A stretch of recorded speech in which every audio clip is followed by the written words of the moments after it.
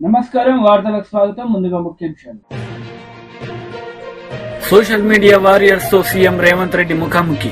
ఈ సందర్భంగా ప్రసంగం.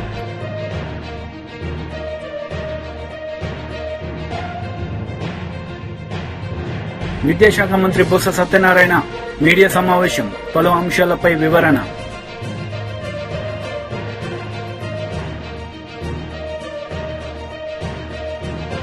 సోషల్ మీడియా వారియర్స్ తో సీఎం రేవంత్ రెడ్డి ముఖాముఖి నిర్వహించారు. ఈ సందర్భంగా పలు అంశాలపై ఆయన మాట్లాడారు. ప్రతి బాల్ బౌండరీ దాటాల్సిందే. ఏ ఒక్క బాల్ బౌండరీ దాటకపోయినా ఆట గెలిపోవటంని డిసైడ్ చేస్తుంది. అట్లనే మీడియాలో న్యూస్ పేపర్ ఉండేది. మొదట్లో 24 గంటలకు ఒకసారి పేపర్ వచ్చేది. నెక్స్ట్ డే పొద్దున రోజంతా జరిగిన వాటిని తీసుకొని రాత్రికి ప్రింట్ అయ్యి నెక్స్ట్ డే పొద్దున వచ్చేది. అంటే 24 గంటల తర్వాతనే వార్త మనం చదువుకునేటోళ్ళం. అది ఆలస్యం అవుతుందని ఇట్లాంటి కొంతమంది జర్నలిస్టులు న్యూస్ ఛానల్స్ తీసుకొచ్చారు. న్యూస్ ఛానల్స్ ప్రతి గంటకు ఒకసారి ఆ జరిగిన మొదట్లో న్యూస్ ఛానల్ వచ్చినప్పుడు ఉదయం 7 గంటలకు, మధ్యాహ్నము 1 గంటకు, సాయంత్రం 7 గంటలకు ఉండేది. అంటే రోజుకు 3 సార్లు బులెటిన్ వచ్చేది. ఇది కూడా కష్టం అని చెప్పి 1 అవర్కి వచ్చేసింది. ప్రతి గంట 7 గంటలకు, 8 గంటలకు, 9 గంటలకు, 10 గంటలకు ఇట్లా వార్తలు చూపించే పరిస్థితి వచ్చింది. అయినా వార్తలు ఇంకా వేగంగా ప్రజలకు చేరడానికి ప్రతి నిమిషం కాదు, ప్రతి సెకండు ప్రపంచంలో ఏ మూలలో ఏ సంఘటన జరిగినా వార్తా రూపంలో బయటకు వస్తుంది. అదే social media. On the spot, even 1 second కూడా ల్యాప్స్ లేకుండా ఎక్కడికక్కడ ప్రజలకు తీసుకెళ్తున్న విధానమే ఈరోజు సోషల్ మీడియా. అంటే ఫార్మేట్ మారిపోయింది. క్రికెట్లో ఎట్లయితే ఆట గేమ్ రూల్ మారిపోయిందో, మీడియాలో print media, electronic media, social మీడియాలో ఎట్లయితే ఫార్మేట్ మారిపోయిందో, ఈరోజు ఎట్లయితే 2020లో ప్రతి బాల్ను బౌండరీ దాటిచ్చే విధంగా పనిచేయాలనో, ఇవాళ సోషల్ మీడియాలో కూడా ఆ విధంగా ప్రతివాడు ప్రతి నిమిషం ప్రతి సెకండ్ అలర్ట్గా ఉండాలి. సమాచారాన్ని అందరికీ చేరవేసే విధానం వచ్చింది. దీన్ని మీరు గుర్తించిండ్రు, దీన్ని మీరు ఉపయోగించిండ్రు. దీనివల్ల మీరు ఫలితాన్ని కూడా డిసెంబర్ 3 అందరూ చూసిండ్రు. నాయకులు చాలామంది అనుకుంటారు మేము చాలా ఉపన్యాసాలు ఇచ్చినాం, చాలా ఊర్లు తిరిగినాం, మేము చాలా కష్టపడ్డాం కాబట్టి ప్రభుత్వం వచ్చింది అని. మీరు ఎన్ని ఉపన్యాసాలు ఇచ్చినా, మీరు ఎన్ని గంటల సేపు మాట్లాడినా, కోట్లాది ప్రజలకు చేరవేసిన మీరే అత్యంత కీలకమైన పాత్ర పోషించారు. నాయకులకు ప్రజలకు అనుసంధానకర్తలుగా మీరు వ్యవహరించారు. అంటే భగవంతుడికి భక్తుడికి అనుసంధానం అంబికా దర్బార్ బత్తి అని. సో నాయకులకు ప్రజలకు అనుసంధానకర్తలుగా సోషల్ మీడియా వారియర్స్ ఉండి ఈ ప్రభుత్వాన్ని తీసుకొచ్చిండ్రు. ఈ ప్రభుత్వాన్ని, ఈ పార్టీని అధికారంలోకి తేవడం అనేది సెమీఫైనల్స్ మాత్రమే. ఫైనల్ గేమ్ ఇప్పుడు ఉన్నది. ఫైనల్స్ ఇప్పుడు ఆడుతున్న మోడీతో ఆడుతున్నది మనం ఫైనల్స్. సెమీఫైనల్స్లో కేసీఆర్ ఓడించినాం, అంటే బంగ్లాదేశ్ ఓడించినాం సెమీఫైనల్స్లో. ఇప్పుడు ఫైనల్స్లో పాకిస్తాన్తో కొట్లాడాలి మనం. తెలంగాణ రాష్ట్రంలో నరేంద్ర మోడీ, అమిత్ షా, జేపీ నడ్డా, చాలామంది వాళ్ళ నాయకులు తెలంగాణ మీద ముప్పేట దాడి చేసి మనల్ని ఓడించాలని, ఎట్లయినా సీట్లు సాధించాలని, సొంత మనుషులనే కాకుండా కిరాయి మనుషులను కూడా పెట్టుకొని తప్పుడు వార్తలను ప్రసారం చేస్తూ ప్రజాస్వామ్యం మీద, మన పెద్దలు, మన పూర్వీకులు, మన ప్రభుత్వం ఇచ్చిన రిజర్వేషన్ల మీద దాడి చేస్తున్నారు. దానికి మతము లేకపోతే ప్రభుత్వ ఏజెన్సీలను వాళ్ళు ఉపయోగించుకుంటున్నారు. ఈ 2 అంశాలను స్పష్టంగా ప్రజలకు చెప్పాల్సిన బాధ్యత మా సోషల్ మీడియా వారియర్స్ మీద ఉన్నది. శ్రీరామనవమి వస్తే అదొక పెద్ద సమస్య కింద చిత్రీకరించడానికి బీజేపీ ప్రయత్నం చేస్తుంది. మనందరం మన ఇళ్లల్లో మన తండ్రులు, తాతలు, ముత్తాతలు శ్రీరామనవమి, హనుమాన్ జయంతి చేసుకోకుండానే పోషమ్మకు, మైసమ్మకు, ఎల్లమ్మకు కోడి గొయ్యకుట్ట, కళ్ళు గొయ్యకుట్టనే మనం ఇంత దూరం వచ్చినామా? తాతకు దగ్గు నేర్పినట్టు ఇప్పుడు కొత్త కొత్త వాళ్ళు తయారైన బతుకమ్మ బోనాలకు ఉండేదేమో కవితమ్మ నేర్పినట్టు శ్రీరామనవమి, హనుమాన్ జయంతి బండి సంజయో లేకపోతే ధర్మపురి అరవిందో గుండో అరగుండో మనకు నేర్పినట్టుగా ఈరోజు వ్యవహరిస్తున్నారు. ఇట్లాంటి విషయాలను సమయస్ఫూర్తితోని తిప్పికొట్టాలి. ఒకే ఒక్క మాట 2-3 రోజుల నుంచి నేను చెప్తున్నా, దేవుడు గుడిలో ఉండాలి. Minister Kakani Govardhan press meet నిర్వహించారు. ఈ సందర్భంగా టీడీపీ నేతలపై ఆయన మండిపడ్డారు. డిస్ట్రిక్ట్ ఎలక్షన్ ఆఫీసర్ యాక్షన్ తీసుకోలేదు, అందుకని సీఈఓకి, చీఫ్ కమిషనర్కి ఇద్దరికి పెట్టాను నేను. కాబట్టి హుందాగా ఎన్నికలు చేసేది అలవాటు చేసుకో. ఎన్నికల సమయంలో ఉద్రిక్తతలు రేగొట్టడం, ఏదో ఒకటి తీసుకొచ్చి ఎవరినో ఒకరిని మాట్లాడడం, వాడు రేపు ఏదన్నా మాట్లాడితే దాని ద్వారా నా మీద దాడి జరిగింది, లేకపోతే నా మీద అన్యాయం జరిగింది, నన్ను మాట్లాడారని చెప్పి దాన్ని పెద్ద భూతత్వంలో చూపించుకొని నువ్వు దానివల్ల బ్రతకాలనుకోవడం రాజకీయంగా చనిపోయినటువంటి వాడి. కాబట్టి ఈరోజు ఎన్నికలు వస్తే హుందాగా చేయి, హుందాగా వ్యవహరించు. ఇవన్నీ మర్చిపోయి గోవర్ధన్ రెడ్డిని ముద్దా చేయాలి. ఎవడు చేస్తాడు ముద్దాయి? కాబట్టి ప్రభుత్వం వ్యవస్థ ఉంది, వ్యవస్థ విచారణ చేస్తుంది, దాంట్లో ఎక్కడా జోక్యం చేసుకోం. జిల్లా కలెక్టర్ని చెప్పానండి, ఏదన్నా ఒక్క ఫేవర్ ఎలక్షన్ కోడ్ వచ్చిన తర్వాత ఇదిగో నాకు ఈ ఫేవర్ చేయమని. ఎందుకంటే ఇవి నేను మాట్లాడే మాటలు మీడియాతో మాట్లాడాడు ఆన్ రికార్డు ఉండేటువంటివి. రేపు ఏదన్నా వస్తే జిల్లా కలెక్టర్ అనుకోవచ్చు, ఏందబ్బా ఇంత అబద్ధాలు చెప్తాడా గోవర్ధన్ రెడ్డి, సోమిరెడ్డి లాగానే. నువ్వు ఇన్నిసార్లు ఫోన్ చేసి కంప్లైంట్ చేసి ఉంటావు. ఏ రోజైనా నాకు ఫేవర్ చేయమని ఈ జిల్లా కలెక్టర్ని అడిగానా? ఈ జిల్లా ఎస్పీతో అసలు మాట్లాడానా? కొత్తగా వచ్చినటువంటి ఎస్పీతో లేదా? అలవాటు లేదా? ఆనవాయితీ లేదు. కాబట్టి ఏదో నీ ఇష్టం వచ్చినట్టుగా ఏదో వాళ్ళు చేస్తున్నారు, వీళ్ళు చేస్తున్నారు, అది ఇది అని చెప్పి ఏదో ఒక ప్యానిక్ సిచ్యువేషన్ క్రియేట్ చేసి దాని ద్వారా ఏదో లబ్ధి పొందాలనేటువంటి ఆలోచన కరెక్ట్గా నీదేదైనా ఉంటే జనాలకు వెళ్ళు. నువ్వు చేసినటువంటి అభివృద్ధిని గురించి చెప్పు. ఇదిగో ఈ విధంగా చేశాను. మన నువ్వు చంద్రబాబు వచ్చాడు, నన్ను జగన్మోహన్ రెడ్డి గారిని తిట్టిపోయారు, నువ్వు రాయించినటువంటి స్క్రిప్ట్ చదివిపోయాడు. ఏమి నువ్వు వాట్సాప్లో పెట్టినటువంటి మెసేజ్లకి చంద్రబాబు నాయుడు చదివినటువంటి దానికి ఏమీ తేడా లేదు. కాకపోతే చంద్రబాబు నాయుడు నీకు చేసినటువంటి మంచి ఏంటంటే, ప్రధానమంత్రి గారు వచ్చినప్పుడు ఏ విధంగా అయితే నరేంద్ర మోడీ గారు వచ్చినప్పుడు చంద్రబాబుకు ఓటేయండి అని చెప్పలేదో, ఈయన చేసిపోయినటువంటి పని ఏంటంటే, అయ్యా ఎవరు లేకపోయేటప్పుడు ఈయనకి ఇచ్చాము, ఈయన క్యాండిడేట్ దొరక ఈయన గెలిపించడం అని చెప్పేసి, అది నీకు ఆయన చేసిన మేలు. నువ్వు మాట్లాడినంతసేపు ఈ ప్రాంతాలకు నేను అభివృద్ధి చేశా, ఇదిగో ఈ ప్రాంతం మెట్ట ప్రాంతం, పొదలకూరు ప్రాంతం, ఇదిగో ఈ 5 మండలాలకు సంబంధించి ఈ పనులు చేశానని చెప్పకుండా ఒక్కసారి నాకు ఓటేయండి 4 సార్లు ఓడించారు. అంటే 4 సార్లు ఓడించేది ఒకసారి ఓటేయడానికి కొలమానమా? అసలు రాజకీయాలు నీకు పనిడుతుందా? అసలు నేను రాజకీయ నాయకుడు అనేటువంటి వాడిని అనుకోవాలనిపించింది నాకు ఆ సమావేశం, ఆ మీటింగ్ చూసిన తర్వాత. 4 సార్లు ఓడిపోయాను కాబట్టి ఒకసారి ఓటేయండి. 4 సార్లు ఓడిపోయినా ఇదిగో నేను ప్రజలకు అండగా ఉండా, ఈ అభివృద్ధి చేసా, ఇదిగో నేను చేసినటువంటి అభివృద్ధి అని చెప్పు. నువ్వు చేసిన అభివృద్ధి ఎందుకు చదువు. గ్రామాలకు పోయినప్పుడు నేను చెప్తున్నా, గ్రామాలు ఎదుగోయా మట్టి రోడ్లు లేకుండా సిమెంట్ రోడ్లు వేసామని చెప్పాం. ఉన్నావు బండేపల్లి కాలువ అని. ఈరోజు నీ బ్రతుక్కి నువ్వు మంత్రిగా ఉన్నప్పుడు ఎన్ని కొట్లాటలు జరిగాయి. ఈరోజు సోమశల రిజర్వాయర్లు నీళ్లు తక్కువ ఉన్నా కనుపూర్ కాలువ ద్వారా నీళ్లు ఇచ్చాం. ఒక్క రైతు రోడ్డు ఎక్కడా ఈ జిల్లాలో? ఎక్కడన్నా ఒక చిన్న అలజడి జరిగిందా ఈ జిల్లాలో? ఈ రైతు నా పంట పండలేదు, నీళ్లు ఇవ్వలేదని చెప్పి ఎక్కడన్నా ఎప్పుడన్నా విన్నామా? తక్కువ నీటితో ఇచ్చాం. ఉన్నటువంటి అతి తక్కువ నీటిని ఎంత సమర్థవంతంగా డిస్ట్రిబ్యూట్ చేసామో అంత సమర్థవంతంగా డిస్ట్రిబ్యూట్ చేసాం. నువ్వు ఏదో పెద్ద చీఫ్ ఇంజనీర్ లాగా టీఎంసీలు క్యూసెక్లు లెక్కలు చెప్పిపోవడం కాదు. కాబట్టి ఏదన్నా నీ పరిణితి, నీ పరిస్థితి అర్థమైంది. అందరినీ పురుగొలిపి ఆ ఫ్రస్ట్రేషన్లో నువ్వు మాట్లాడుతున్నావు, నీ కుటుంబ సభ్యులు మాట్లాడుతున్నారు. అసలు ఏమి తారతమ్యం లేకుండా ఇష్ట ప్రకారం ఎవడు పడితే వాడు నోటికి వచ్చినట్టుగా ఏదంటే అది మాట్లాడడం నువ్వు నేర్పించినటువంటి సంస్కారం. అది సామెత ఉంది కదా, ఆవు చేలో మేస్తే దూడ గట్టిన మేస్తుందని. కాబట్టి సంస్కారంగా బ్రతకడం నేర్చుకో ఈ 4 రోజులు. తర్వాత ఎట్టా నీకు రాజకీయంగా పూర్తిగా సమాధి కట్టడానికి సర్వేపల్లి నియోజకవర్గ ప్రజలు సిద్ధంగా ఉన్నారు, ఏమి ఇబ్బంది లేదు. మాట్లాడేటప్పుడు ఎంక్వైరీ చేయమనాలా?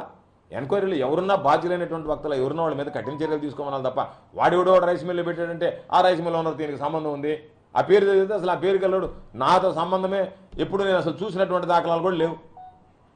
కాబట్టి ఏదో మాట్లాడాలా ఏదో చేయాలని చెప్పి ఆడ స్థానికంగా ఉండేటువంటి వైఎస్ఆర్సీపీ నాయకులు ఉంటే వాళ్ళకి లింక్ చేస్తేవి, వాళ్ళ పాత్ర ఉందంటివి. కాబట్టి ఇవన్నీ. విద్యాశాఖ మంత్రి బొత్స సత్యనారాయణ మీడియా సమావేశం నిర్వహించారు. ఈ సందర్భంగా పలు అంశాలపై ఆయన మాట్లాడారు. అన్ని కూడా వాస్తవాలు అబద్ధాలు కాదు, డాక్యుమెంట్ ఎవిడెన్స్ తో చెప్తున్నారు. 19లో మా ప్రభుత్వం వచ్చిన తర్వాత మళ్ళీ దాని మీద ఎవరైతే అక్కడ కొంతమంది హక్కుదారులు, మేము హక్కు మాకుంది, మాకు ఇక్కడ డిఫామ్ పట్టాలు ఇచ్చారు, లేదా ఇంకో పట్టాలు ఆక్యుపేషన్ ఉందని ఎవరైతే చెప్పుకొస్తున్నారో వాళ్ళందరినీ వికెట్ చేయించి రైల్వే వాళ్ళు జీవీఎంసీ వాళ్ళు కలిపి జాయింట్ ఇన్స్పెక్షన్ చేసి కూడా చేసి వాళ్ళకి వచ్చి ల్యాండ్ అప్ చెప్పాం ఈ సంవత్సరంలో. ఇది వాస్తవం కాదా? అధికారులు కూడా మాదొక రైల్వే అధికారులు ఒక 5 అధికారులు, మా జిఎంసీ ఒక 5 అధికారులు, రైల్వే సైడ్ వచ్చి 5, జిఎంసీ 2 పేరుతో సహా. ఇంకో దానికి ఇచ్చిన జిఎంసీ కమిషనరు ఇక్కడ డిఆర్ఎంకి వచ్చి హ్యాండ్ ఓవర్ చేసుకుని ఇచ్చిన లెటరు. ఇవన్నీ మీకు షేర్ చేస్తాను, మీరు చూసుకోండి. ఎందుకు ఇంత పచ్చి అబద్ధాలు? వాళ్ళక మా మధ్యలో వచ్చి బాగా వాయించదు, బ్రహ్మాండంగా ఆడేదని నేను చెప్పడానికి ఆ రోజు రైల్వే మంత్రి కదా, మీ కూటమిలోనే కదా 14లో వచ్చారు. సేమ్ కూటమి 14లో కూడా కూటమే కదా. మరి అప్పుడు నీ కూటమిలో ఉన్న ముఖ్యమంత్రి కదా చంద్రబాబు నాయుడు. ఎందుకు నువ్వు రైల్వే మంత్రిగా చేయలేకపోవు? ఎందుకు మళ్ళీ వచ్చి ఈరోజు వచ్చి పెద్ద కబుర్లు పెద్ద మాటలు దేనికోసం? నిజంగా నీకు రాష్ట్రం మీద అభిమానం ఉంటే, మీకు ఈ ప్రజల పట్ల మక్కువ ఉంటే, ఈ ప్రాంత అభివృద్ధి పట్ల మీకు ఏమైనా ఏసమంతేనా?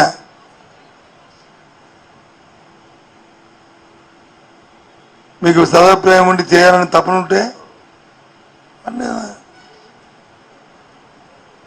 ఏదో నేను కేంద్ర మంత్రిని వచ్చి మాట్లాడితే అది చెల్లుతుంది, నాకున్న డప్పా కొట్టిన ఆ 2 పత్రికలు ఈనాడు ఆంధ్రజ్యోతి లేకపోతే T5 లేకపోతే ఏబిఎన్ ఈనాడు వేస్తారనుకుని నీకు డప్పాలు ఎందుకు చెప్పు?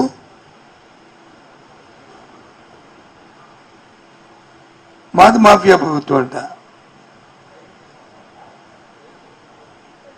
భారతదేశంలో ఎప్పుడూ జరగనంత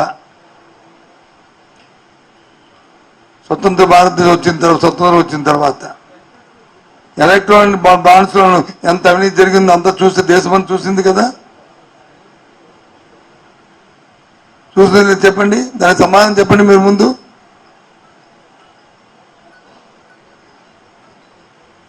వేల కోట్ల రూపాయల్ని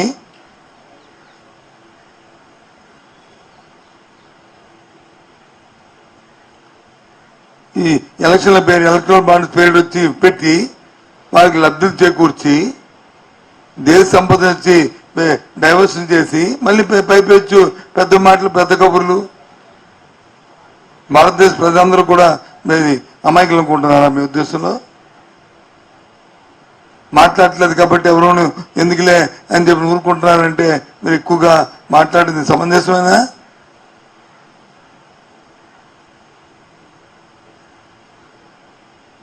ఇప్పుడు జ్ఞాపకం వచ్చిందా మీకు? దయచేసి ఆ మాటలను తీవ్రంగా ఖండిస్తున్నాం.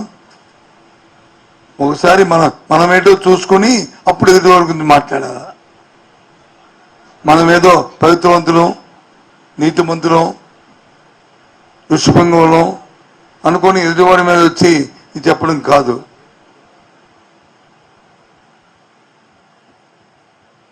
సాక్షాత్తు ఇదిగో GVMC minister Komatireddy Venkatreddy press meet నిర్వహించారు. ఈ సందర్భంగా మాజీ మంత్రి హరీష్ రావుపై ఆయన మండిపడ్డారు.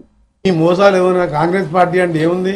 2005లో మన్మోహన్ సింగ్ గారు యూపీఏ చైర్పర్సన్ సోనియా గాంధీ గారు నుంచి ఒక ప్లాన్ చేసి ఆ రోజు రుణమాఫీ చేసిండు. అది రుణమాఫీ అంటే ఆ కాలంలో 20 ఏళ్ల కింద 70,000 కోట్ల రుణమాఫీ అంటే ఇవాళ 70 లక్షల కోట్ల కంటే ఎక్కువ.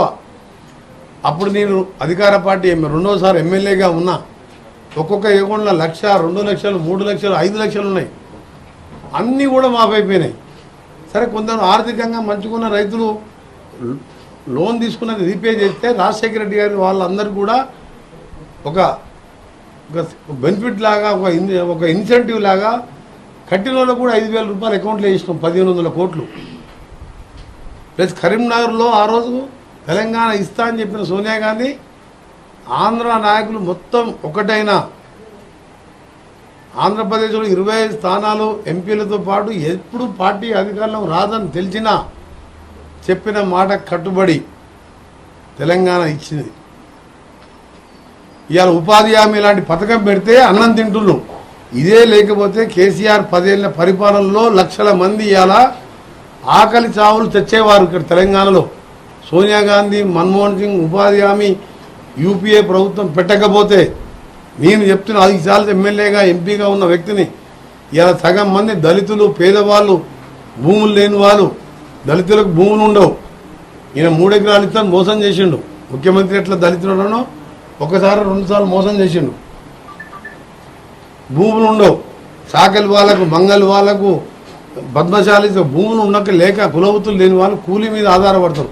ఇవాళ వచ్చిన మోడర్నైజేషన్ ఎక్విప్మెంట్ ఇవాళ వరి కోతలు కూడా మిషన్లు వచ్చినాయి. సో వీళ్ళందరూ కూడా ఎట్లా బతకాలి? కూలీనాలు చేసుకుంటే బతుకోవాలి. దాని ప్లేసులో ఉపాధి హామీ పెట్టి చట్టం రూపాయలు తీసుకొచ్చి 100 రూపాయలు కనీసం 100 రోజులు ఉపాధి ఇవ్వాలి అని చెప్తే ఇవాళ 180 రూపాయలు పెరిగి ఇలాంటి దరిద్రుడు పాలించిన కేసీఆర్ 10 ఏళ్లలో నిజంగా ఆ పథకం లేకుంటే లక్షల మంది చనిపోయారు ఆకలి చావులతో. అందుకనే కాంగ్రెస్ పార్టీని విమర్శించడం మానం. తెలంగాణ ఇస్తాంటే ఇచ్చినాం. ఆగస్టు 15 మా ముఖ్యమంత్రి గారు ఇచ్చిన మాట నిలబెట్టుకుంటాం. అలా మంత్రివర్గంలో సభ్యునిగా మా ఎమ్మెల్యేలు మేమందరం కూడా రైతులకు మాటిస్తున్నాం. ఈ డ్రామారావు, ఈ అవలేష్ రావు మాటలు మళ్ళొక్కసారి ఇవాళ మోసం అని తెలిసిపోయింది కదా. ఎంత పిరికి పని అంటే ఎమ్మెల్యే పదవి వదిలిపెట్టుకుంటాను భయపడుతుంది. నాయన మంత్రి పదవి తీసి అవతల పడేసిన నేను. నిజంగా రైతుల ప్రేమ ఉంటే ఇదేం డ్రామా? కనీసం మెదక్లో డిపాజిట్ తెచ్చుకోవాలి. రైతుల కోసం నేనేదో మొనదాన్ని ముఖ్యమంత్రి గారితో ఛాలెంజ్ చేస్తాను చెప్పుకుంటానుక. నీ మెదక్లో డిపాజిట్ తెచ్చుకో దమ్ముంటే. మెదక్ సీటు కూడా ఓడిపోతుంది. 13, 14 కాంగ్రెస్కి వస్తున్నాం. ఇక ఆయన కట్టబెట్టుకొని బయలుదేరిండి. ఆయన అధికారంలో ఉన్నప్పుడే ఫామ్ హౌస్లోకి వెళ్ళి బయటికి రాలే. 4 నెలల్లో ఎన్నిసార్లు సెక్రటరియట్కి వచ్చిందంటే నా 10 ఏళ్ళల్లో 4 నెలల మా ముఖ్యమంత్రి గారు వచ్చిన దాంట్లో 10% సార్లు కూడా రాలే. మొత్తం 10 సార్లు రాలే. మా ముఖ్యమంత్రి గారు హైదరాబాద్లో ఉంటే 3 నెలల్లో 60 రోజులు 60 సార్లు వచ్చింది సెక్రటరియట్కు. అందరిని కలిసేవారు. అపాయింట్మెంట్ లేదు, సెక్యూరిటీ లేదు, ఎవరిని చెక్ చేసేలేదు. ఈయన దగ్గర హోమ్ మినిస్టర్ మహమ్మద్ అలీ పోతే ఒక హోంగార్డ్ గార్డ్ కట్ట తీసుకొని రెండో పడితే 120 కిలోమీటర్ల జిల్లా రివర్స్ తీసుకొని వెళ్ళిపోయాడు. హోమ్ మినిస్టర్నే బయటకు వెళ్ళి నీ అంత పాలన, నీ జోకర్ ఎమ్మెల్యేలు ఇవాళ పెద్ద జోకర్ అయ్యిండు. హరీష్ రావు మళ్ళీ ప్రజలను మోసం చేస్తున్నావు. ఆ రోజు అగ్గిపేట దొరకలేదని మోసం చేసి మా పిల్లల్ని చంపిండు. ఇవాళ రైతుల మీద ప్రేమ ఉన్నట్టు ఒలకబోస్తున్నాడు. ఈ డ్రామారావు గురించి జర ఎక్కువ చేయండి. ఆ రాజీనామా పత్రం మీ టీవీ ఛానల్లో కూడా వేయండి. మీరు speaker assembly MP Bandi Sanjay ఎన్నికల ప్రచారంలో పాల్గొన్నారు. ఈ సందర్భంగా కాంగ్రెస్, బీఆర్ఎస్ లపై ఆయన మండిపడ్డారు. స్కాలర్షిప్ల కోసం నువ్వు తెలంగాణ రాష్ట్రంలో ఇయ్యి అని చెప్తే కేసీఆర్ ఇయ్యలే. అప్పుడు నరేంద్ర మోడీ గారు ఏం చేశారంటే 60% నేను ఇస్తా, 60% నేను ఇస్తా, ఇంకా 40% నువ్వు దళితులకి ఇయ్యి అని చెప్పన్నాడు. ఇయ్యి అంటే కేసీఆర్ ఏమన్నాడు తెలుసా? నువ్వు నేరుగా వాళ్ళకి ఇయ్యద్దు, నువ్వు డైరెక్ట్ దళితులకు ఇయ్యద్దు, నువ్వు నాకు ఇస్తే నేను ఇస్తానట. మోడీ గారట కేసీఆర్ ఇస్తే ఉన్న బియ్యం పేదోళ్లకు బియ్యం ఇస్తేనే రూపాయి వసూలు చేస్తున్నాడు. వసూలు చేసిన ఫస్ట్ రూపాయి వసూలు అయితే గుంజినా నేను బిడ్డని ఫార్మర్ గా గుంజుకొస్తా అని చెప్పిన. ఇలా బియ్యం మనం ఇస్తే పేరు ఆయన పెట్టుకోవడం కేసీఆర్ పెద్ద ముందు ఫోటో చూసి కదా రేషన్ కార్డు దగ్గర చూసారు కదా. ఈసారి మోడీ గారు ఏం చేసి తెలిసాక, ఈసారి మోడీ గారు ప్రభుత్వం వచ్చాక ఇంకా 5 సంవత్సరాలు ఫ్రీ బియ్యం ఇస్తాడు. 5 సంవత్సరాలు మళ్ళీ ఫ్రీ బియ్యం ఇస్తాడు. ఇలా మోడీ గారు ఎట్లా ప్రధానమంత్రి అవుతాడు, మన ఫ్రీ బియ్యం గ్యారెంటీ. కాబట్టి మోడీ సార్ ఏం చేసినట్టే చదువుకునే దళిత పిల్లలకు నేను 60% పైసలు నేను ఇస్తా, ఇంకా 40% నువ్వు వాళ్ళ అకౌంట్ లో వేయి, నేను కూడా వాళ్ళ అకౌంట్ లో వేస్తాను. లేదు నువ్వు నాకు ఇస్తేనే నేను ఇస్తాను. ఇస్తే ఏం చేస్తాడు దాన్ని చంపుకోవడం పైసలు సంకొని కదా మళ్ళొక్క పైస ఇస్తాడా? ఇలా ఇంత మోసం చేసాడు కేసీఆర్ అనే వ్యక్తి. ఎట్లా మోసం చేసాడే, ఇట్లా మోసం చేసి మొత్తం మన బతుకులను బర్బాద్ చేసింది ఇలా కేసీఆర్. ఇలా ఏం ఇవ్వకుండా మోసం చేసిన వ్యక్తి కేసీఆర్ కాబట్టి తీసుకుపోయి ఏం చేయాలో అది చేశారు. ఇప్పుడు కాంగ్రెస్ పార్టీ మళ్ళా మొన్నొచ్చాయి. మొన్నొచ్చాయి ఏం చేసింది? మా కోటేది మేము గెలిచిన వెంటనే 100 రోజుల లోపల అంతకుముందు ఇది ఇందిరా అభయహస్తం అని ఇందిరా అభయహస్తం పేరు మీద ఒక్కొక్క దళితునికి ఏం షూరిటీ లేకుండా 12 లక్షల రూపాయలు ఇస్తాను. ఇలా కాంగ్రెస్ పార్టీ ప్రభుత్వం వచ్చి 100 రోజులు దాటేది. ఇక్కడేమన్నా దళిత యువకులకు 12 లక్షల రూపాయలు మీకు కాంగ్రెస్ పార్టీ ప్రభుత్వం ఇచ్చిందా? మీ పిల్లలకు ఇచ్చిందా? మరి ఇయ్యదా? ఇంకేమన్నారు? 5 లక్షల రూపాయలు 6 లక్షల రూపాయలు ఎస్సీ ఎస్టీలకు జాగా ఇల్లు కలిపి 6 లక్షల రూపాయలు ఇస్తున్నారు. ఇక్కడ ఏమన్నా 6 లక్షల రూపాయలు ఇచ్చారు ఎవరికన్నా?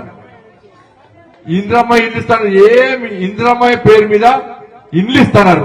ఎవరికైనా ఈ 100 రోజులు కూడా ఇల్లు ఇచ్చిరా? ఎవరికన్నా ఏమి ఎరక ఓట్లు వేయించుకున్నారు అయిపోయా.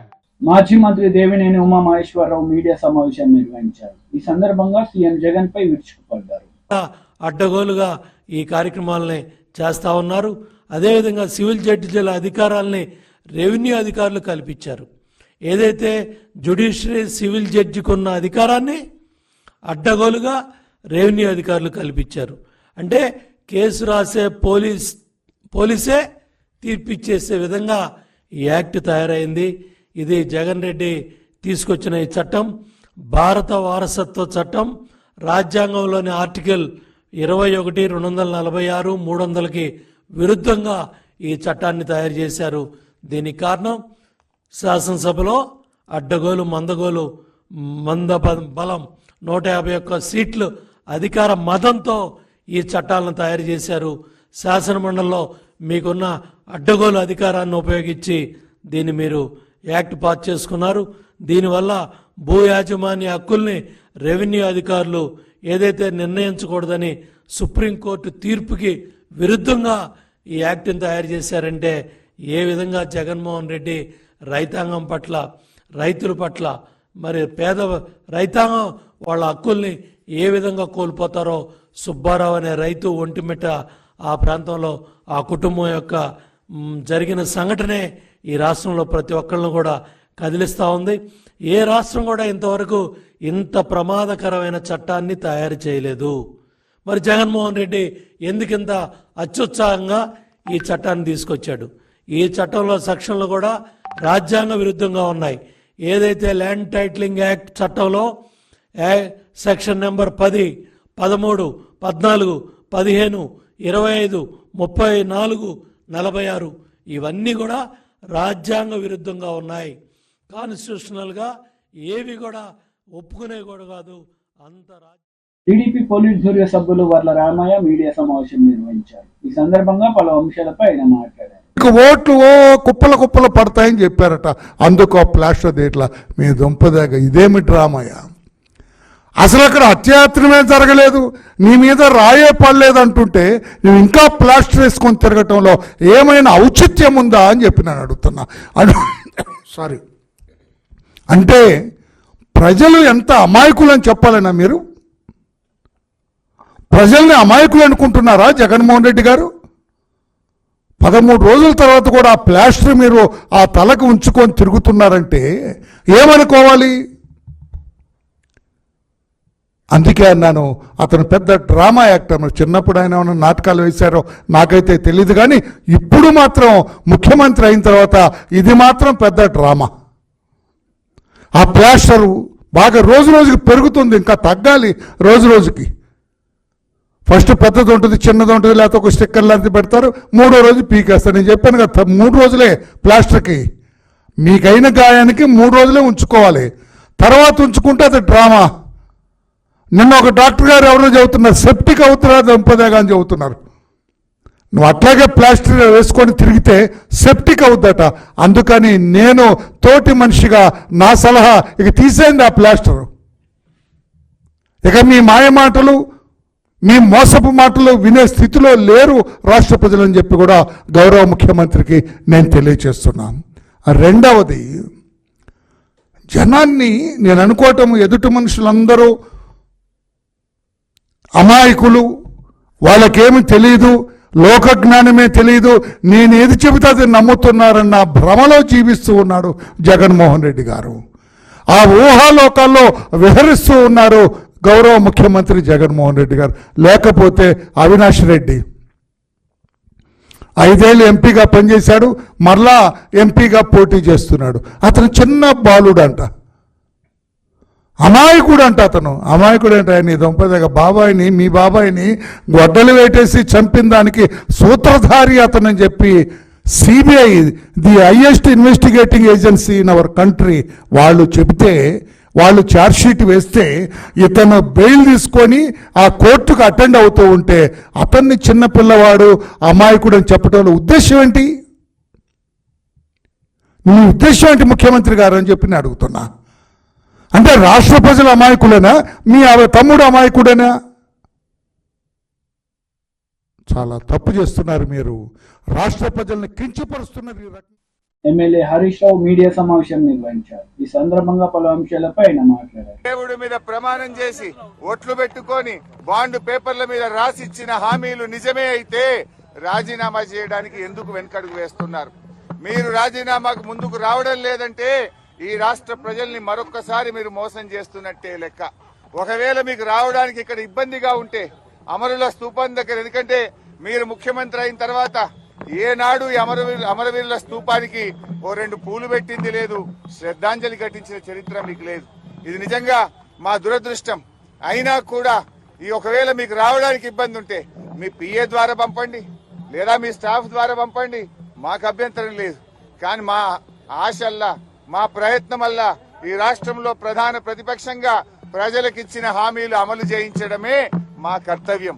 మాకు ఇక్కడ రాజకీయాల కంటే కూడా పేద ప్రజల ప్రయోజనాలు ముఖ్యం. అవ్వా తాతలకు 4,000 రూపాయల పెన్షన్ రావాలి, రైతులకు 15,000 రైతు బంధు రావాలి, రైతులకు 2 లక్షల రుణమాఫీ జరగాలి, వడ్లకు మక్కలకు 500 బోనస్ రావాలి, రాష్ట్రంలోని మహిళలకు 2,500 రూపాయలు రావాలి. ఇవేమి మేము కొత్తగా అడుగుతున్నాయి కావు, ఇవేమి మా గొంతమ్మ కోరికలు కావు. ఎన్నికల ముందు మీరు కాళ్ళల్లో చేతులల్లో మొక్కి మీరు బాండ్ పేపర్ల మీద రాసిచ్చిన మాటలు. స్వయంగా సోనియా గాంధీ గారు రాష్ట్ర ప్రజలకు లేఖ రాశారు. ఈ 6 గ్యారంటీలను 100 రోజుల్లో అమలు చేయించే బాధ్యత మాది అని స్వయంగా సోనియా గాంధీ గారే రాష్ట్ర ప్రజలకు లేఖ రాశారు. అందువల్ల ఈ రాష్ట్ర ప్రజలకు మీరు ఇచ్చిన హామీలు అమలు చేయమని అడుగుతున్నాం. ముందు బేషరతుగా మీరు క్షమాపణ చెప్పాలి. ఎందుకంటే డిసెంబర్ 9న తొలి సంతకం 6 గ్యారంటీల మీద పెడతామని, రుణమాఫీ మీద పెడతామని మాట తప్పినందుకు ముందు క్షమాపణ చెప్పండి. ఇకనైనా ఆగస్టు 15 అమలు చేస్తే మాకు సంతోషం. నా ఒక్కడికి ఎమ్మెల్యే పదవి కంటే ఈ రాష్ట్రంలో లక్షలాది మంది ప్రజలకు 4,000 ఆసరా పెన్షనో, 4,000 నిరుద్యోగ భృతో, 2,500 రూపాయలు మహిళలకో, 2 లక్షల రుణమాఫీ జరిగితే నేను సంతోషపడతాను. 5 ఏళ్లు నాకు పదవిలో లేకపోయినా కూడా రాష్ట్ర ప్రజలకు మేలు జరిగితే నాకు అంతకంటే ఆనందం ఇంకోటి ఉండదు. అందువల్ల నేను రాజకీయాలకు అతీతంగా స్వచ్ఛందంగా ముందుకొచ్చాను. నేను స్పీకర్ ఫార్మెట్ లో కూడా నా లెటర్ ఇవ్వడానికి నేను సిద్ధంగా ఉన్నా. ఇవాళ నీ డిమాండ్లను ఇవాళ ఇక్కడ ఉండే జర్నలిస్టుల చేతిలోనే నా రాజీనామా పత్రాన్ని పెట్టి వెళ్తా ఉన్నా. స్పీకర్ ఫార్మెట్ లో రాజీనామా ఆమోదించుకొని పదవికి దూరంగా ఉండడానికి నేను సిద్ధం. కానీ నువ్వు మరి ప్రజలకు ఇచ్చిన మాట నిలబెట్టుకోవాలని కోరుతా ఉన్నా. 6 గ్యారంటీలు 100 రోజుల్లో అమలు చేస్తామని బాండ్ పేపర్ల మీద రాశారు. చట్టబద్ధత తెస్తామని చెప్పారు. మొదటి రోజే సంతకం పెడతామన్నారు. ఇది సోనియా గాంధీ తల్లిగా ఇచ్చే మాట అని చెప్పి రాష్ట్ర ప్రజలకు మీరు హామీ ఇచ్చారు. ఆ హామీలు అమలు చేయాలని మరొక్కసారి నేను కోరుతా ఉన్నా. మీరు రావడం రాకపోవడం మీ విజ్ఞత. ఒకవేళ మీరు రాకపోతే ఇక్కడ అమరు స్తూపం దగ్గరికి వస్తే పూలు పెట్టాలని మీకేదైనా బేసిజాలుంటే కనీసం మీ స్టాఫ్ ద్వారానైనా మీ రిజిగ్నేషన్ లెటర్ పెట్టండి. నేను ఇక్కడ ఉండే జర్నలిస్టులకే నా రాజీనామా లేఖ విచ్చిపోతున్నా. మా జర్నలిస్టులే తెలంగాణ ఉద్యమకారులు. తెలంగాణ ఉద్యమంలో మా జర్నలిస్టులు, మేధావులు అద్భుతంగా పోరాడారు. వాళ్ళ చేతిలోనే నా రాజీనామా లెటర్ పెడుతున్నా. నువ్వు అమలు చేస్తే వాళ్ళు నేరుగా నా లెటర్ ను స్పీకర్ గారికి ఇవ్వచ్చు. ఒకవేళ మీరు కూడా పెడితే అది మీ పెద్దరికాన్ని నిలబెట్టది. ఒకవేళ మీరు రాజీనామా లెటర్ ఇవ్వకపోతే అది మీరు మరొక్కసారి దేవుళ్ళ పేరు మీద ఈ రాష్ట్ర ప్రజల్ని మోసం చేస్తారని భావించాల్సి ఉంటుంది.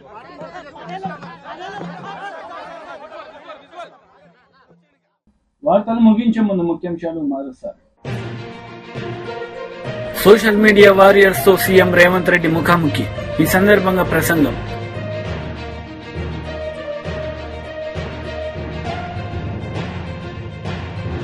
విద్యాశాఖ మంత్రి బొత్స సత్యనారాయణ మీడియా సమావేశం. పలు అంశాలపై వివరణ.